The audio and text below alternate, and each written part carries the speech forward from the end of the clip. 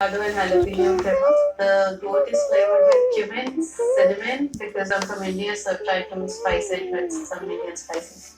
The spiciness is really different from what we expect of our Mexican salsa. Yes. We have blue corn tortilla with barbacoa and guisado. Then on the side you have the consomme that the beef was braised in. With the blue tortilla and the consomme, it has all the ingredients that are very typical Mexican. Thank you. Let's move on. Whoa. Either of us have never been people who play it safe. So we've got 3 tacos, one with corn with a little bit of crispy bacon, one with mucho ceviche, and one with seared pork loin. So Marta, that kind of innovative taco, what are you thinking there? I love the bacon. I don't think I've had bacon in a taco. It's definitely not traditional. No. All right, Mariana, you're eating the pork taco, it looks like. What does the food critic think? I think the pork taco is really sweet. Okay. It's too much cream. Creme fraiche. Yes. What about the hamachi taco? So. I'm afraid this is way too salty. All right, well, thank you, chefs. Let's move on. Tonight on the menu, 2 types of tacos. As a taquero by heart and by trade, I have to showcase Mexico. We're going to start with the traditional al pastor taco on a flour tortilla. And then we're going to take it to Asia. We do a lamb barbacoa, fish on the grill with killer prawns with sauce and our Asian style consomme.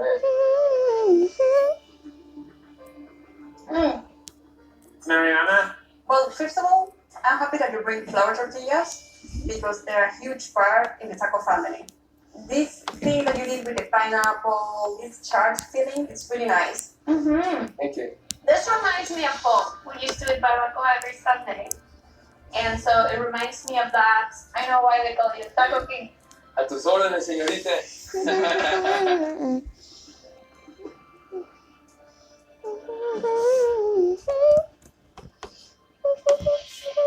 We have an ancho rubbed hamachi taco with pipián verde, pumpkin seed tuile, and pickled vegetables.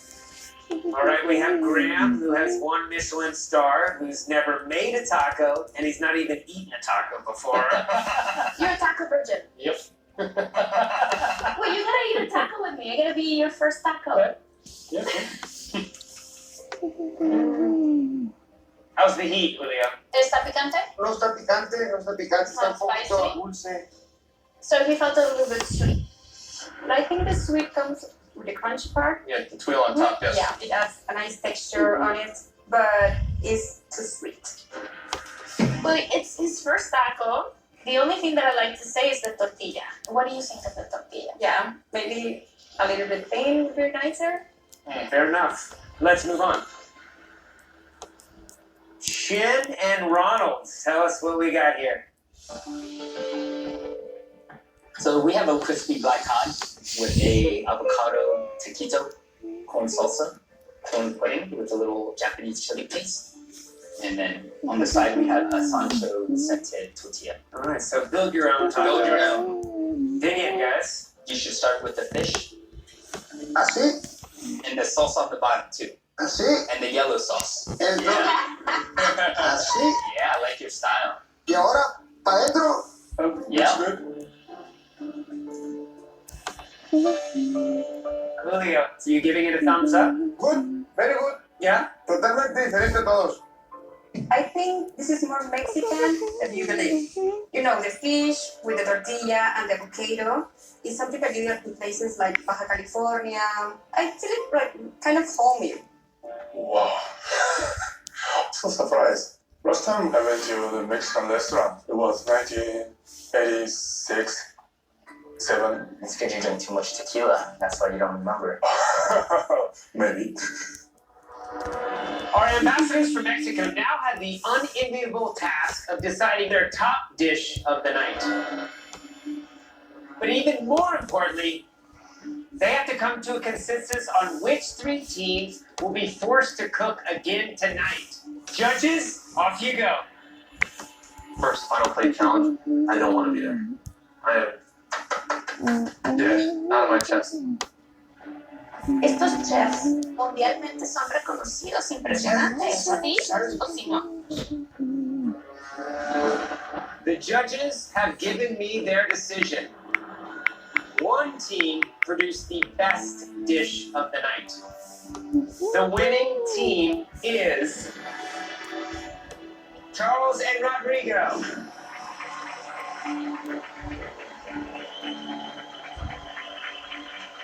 Judges, what did you love about Charles and Rodrigo's dish? It was a clever way to present the crickets, and the crunchiness of the tortilla was really pleasant to the palate. Congratulations. Unfortunately, now it's time to find out which 3 teams will be forced to cook again in the final plate challenge. One of those 3 teams will be leaving our competition tonight. The first team cooking in the final plate challenge is Aaron and Graham. What was it, judges, about Aaron and Graham's dish that didn't quite hit the mark? I understand it was the first time you were making a taco, but the salsa was a bit too sweet and there was not enough heat. The second team cooking in the final plate challenge is James and Angel. Judges, what was it about James and Angel's dish? There were too many flavors. Conflicting flavors in that taco. Yes, just a little bit too much. The final team cooking in the final plate challenge is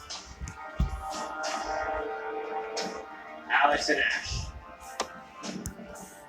Judges, The pork taco was very, very sweet. The decision of making 3 tacos was too much. not the best. Yeah. To be honest, I'm pretty pissed off. Everyone's kind of been looking at it as being like, oh, you're young, taking too many risks, and they've all been proven right. But it's really fun. I cook even better when I'm angry.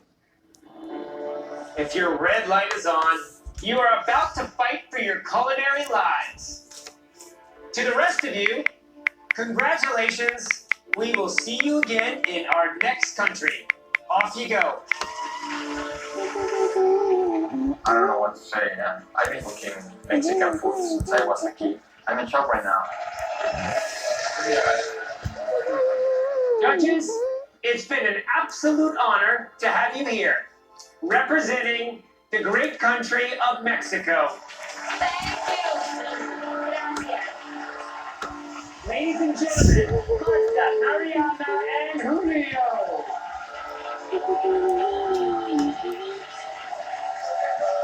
Chefs, unfortunately, you are not safe. At least one team will be leaving after the next challenge. You are about to be judged by a living legend. Please, join me. When we see that James and Angel are with us, it's a little terrifying because Angel is from Mexico. Ash and Alex are very talented as well, and to see that they're in it with us too, we have some big competition for this challenge. This final plate challenge will be set and judged by one of the greatest living chefs in the world. His groundbreaking approach to Mexican gastronomy applies both modern and ancient techniques to his native food. His restaurant, Pujol, in Mexico City, has consistently landed on the world's 50 best restaurant list. Ladies and gentlemen, please welcome Chef Enrique Olvera.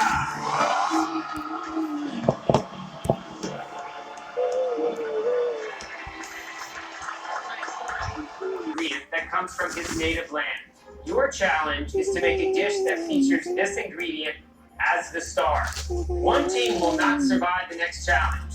To stay in the competition, you will be cooking with Nopales and tuna.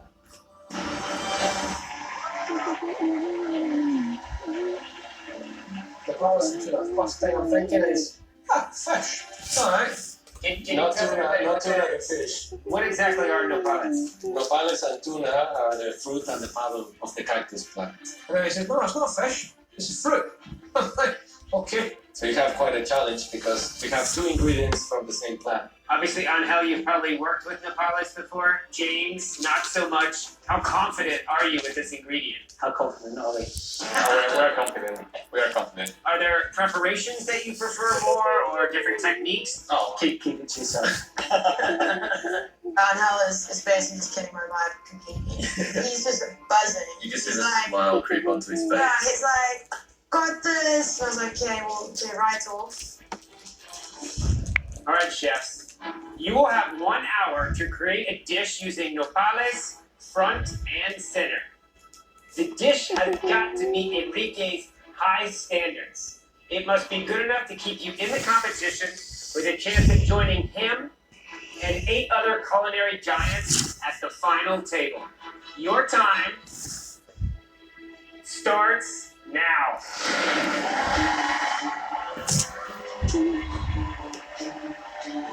I have a feeling that they're freaking out. So, right, what is the absolute healthy? Nice. If you were in this competition, what would be your strategy right now? I would actually be eating the nopal first. I think once you taste it, then you decide what the flavor profile is and what you want to mix it with. So tell me what it's flavor. Have you had okra? Yeah. Okay. Kind of similar to that. I'm a little bit unredacted, but like if I just throw some, say out of 10, I salt and I say out of 10, and just go from there kind of thing. Yeah? Cactus. We just cut it and then we just put it with salt. Yeah. It has a saline flavor. Like a briny kind of, Yes. almost ocean. That's why I like it with fish. Interesting. It reminds me a little bit of the ocean. I got beef, duck, chicken, Fish. fish. I think I'm actually no. Has a little lion flavour. Yeah. We can do the lobster also. Work back right here. And then completely opposite with the tuna. So the tuna is completely sweet. Maybe you should make it get sweet a little bit quicker and then add some vinegar to it. Let's just keep it simple. Yeah. I've never done it before, ever. Keep it simple. Can I eat this raw? You try. I'll eat it raw. Good. You get sick.